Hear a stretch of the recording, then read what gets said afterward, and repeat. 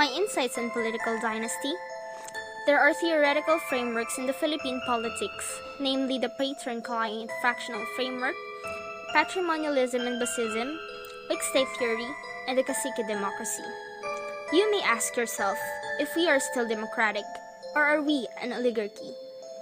We are still in democracy, but the problem is, we are enjoying too much the freedom that we have without fully taking in the responsibilities and moral obligations that come with it. We have the laws, but are those effective? We have it already in our 1987 Philippine Constitution under Article 2, Section 26. I quote, "The state shall guarantee equal access to opportunities for public service and prohibit political dynasties as may be defined by the law." Unquote. The problem is, it is not properly defined in our Constitution. We do not know how does a political dynasty exists in a certain place. And it is also the people's choice to vote leaders coming from the same bloodline. No one in the Congress has been successful in passing anti-dynasty laws to put flesh to this constitutional right to equal opportunity to serve. Procedurally, an anti-dynasty bill is referred to the Committee on Electoral Reform, which effectively kills such bill. Those pro-dynasty argue that an anti-dynasty law is antithetical to democracy, which enshrines the right of everyone to vote and be voted upon. The only problem I see here in the Philippines is that if you do not have money, if you do not have name, if you do not have power, then you do not have any chances of winning. I believe that a politician should not aspire to do good. There should be a system that would force them to do good. Hello, my name is Melissa Agnes W. Stroud, and I'm a student of PS Development Communication. In my opinion, I think a law should be passed here in the Philippines about the anti-dynasty because even though a lot of people agreed and say that not all political dynasties are bad, I believe that there should be a law that protects the Filipino people in case a political dynasty is to rule a place, whether it be national or local, and that they might have like a negative effect.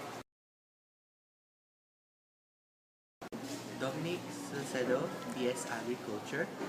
I guess that the Philippines still experiences or is still manifesting the democratic traits such as voting and the power of the people to vote their leaders and to select their leaders. But we are really deprived of the equal rights that is being handed to us since there is a presence of these political dynasties. Since they have the most political dynasties, such as people from the elite or political clans, is playing or using their influence in their advantage to continue on the line of or their dynasty in their political positions, rather than giving equal rights to the people who are really qualified enough to lead our country. So I am against the political dynasties, but I guess that according to section 2, article 26 of the Constitution of the Philippines, political dynasties are prohibited, but the law will define what this is. So it is not really clearly defined by the law what is the end or the capacity of the lineage or the relatedness of two political leaders. So it can be considered as a political dynasty. So there is a lot of problems that is festering now, the political dynasty, and I think that one step really to terminate that problem is to clearly define it. I am Dana Melissa Toribio, a student of BS Economics. So, the issue about political dynasty is not just because we see the same faces or hear the same sermons every election period. What's crucial in it is that it seems we are trying to eliminate the possibility of having who could be a great leader or even the best president that our country can have. I mean, it is undeniable that those who come from political dynasties tend to become more popular to the public than those who did not come from known families in the field of politics.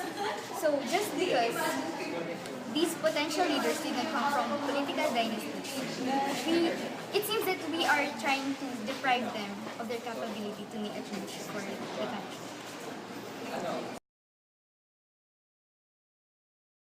Okay, so my take on that issue is that the Philippines can be considered as democratic country. In fact, many scholars would assume would arrive at this category that the Philippines is a democratic country, particularly in legal terms. We have a constitution, we have actually fulfilled the requirements of being a democratic country in terms of its operations. Like for example, we have elections, okay? We have been regularly conducting it. But the problem really is that, for example, as what think tank organization says, pangalan niya Freedom House. The Philippines was classified as partly free. So we might think of it as something that is very unacceptable, particularly if you see, empirically see, what has been happening to the Philippines na you can easily voice out your opinion without getting apprehended by the government. In some countries, you cannot do that. So, you go to China, you go to Singapore, you cannot do that. You cannot say against the government. But we cannot do that. We can do that. Internet is also unregulated. So, any activity, either it be against the government, can be dealt with by any citizens. Anyone can run. But the problem with that is that, sabi ng Freedom House, we rank partly free. Primarily referring to the political elites, no? So the proliferation of political elites, having fulfilled these democratic practices. The problem really with the Philippines is that the question of who run for public office. So aside from having these requirements, no, we have been conducting elections, sino ba talaga yung nakakatakbo lang? At sino yung may capable manalo? So dito na magpe-play ngayon yung iba't ibang mga factors. Kailangan ng pera, kailangan related ka sa isang kilala o kanyang na pamilya para manalo ka sa election. Because in other countries, for example, Barack Obama is unknown in the United States. Before he ran for senator and president, eventually became the most powerful person. In the Philippines, you cannot actually do that. You have to be at least part of this these embedded political elites in the Philippines. So, ayun. So for me, we are democratic, but the problem is we have fulfilled the criteria of the democratic system, but the choice has become, or the essence has been undermined by the prevalence of political dynasty. Ayun. So, sabi nga nung isang senator, when asked about passing the Political Dynasty Act, sabi niya, why would I support political dynasty law if it has been the choice of the people to elect members from the political dynasty itself? So bakit mo lilimitahan yung choice nila kung sila naman mismo namimili naman din pag hinahalal nila yung mga taong nasa political dynasty? But the question there is, how do you decentralize or disperse the opportunity for public office? So, democratic tayo, but the essence of having an equal opportunity to have a share of power, a share of public possession, is have a say in the government, is still undermined by the prevalence of political dynasties.